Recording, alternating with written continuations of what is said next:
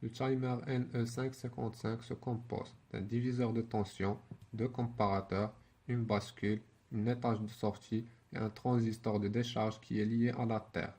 Le diviseur de tension se compose de trois résistances de 5 kΩ identiques, qui va créer deux tensions de référence, 1/3 et 2/3 de la tension d'entrée VCC. Après, on a deux comparateurs. Le premier comparateur est connecté à la première diviseur de tension dans le terminal négatif et le threshold dans le terminal positif.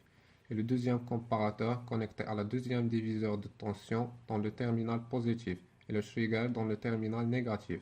Le comparateur marche comme ça. Si la tension d'entrée du terminal positif est supérieure de celle de la négative, le comparateur va sortir 1. Sinon, il va sortir 0.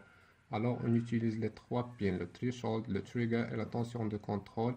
On peut contrôler les sorties des deux comparateurs qui vont contrôler aussi la sortie de la bascule. Par exemple, si on a la valeur 1 dans la sortie du premier comparateur et 0 de la sortie de la deuxième comparateur, la bascule va sortir 0 et vice versa. La Q-bar de la bascule est connectée à un transistor qui est connecté ici à la terre. Si Q-bar va sortir 1, il va activer le transistor. Ainsi connecter le pin 7 de décharge à la terre, ce qui donne 0 à la sortie du timer et vice versa si Q-bar sortit 0, output va sortir 1.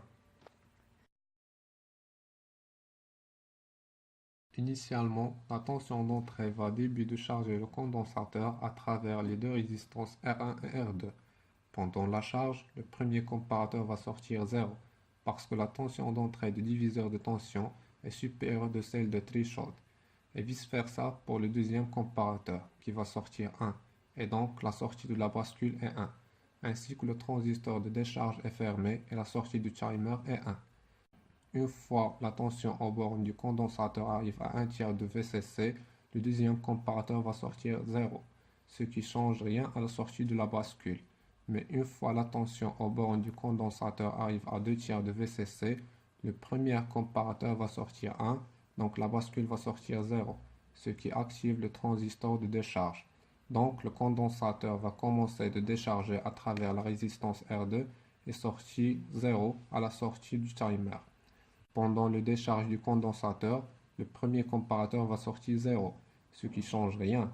Mais une fois la tension de condensateur 1 arrive à 1/3 de VCC, le deuxième comparateur va sortir 1, ainsi la bascule va sortir 1, ce qui désactive le transistor de décharge et donc charger le condensateur encore.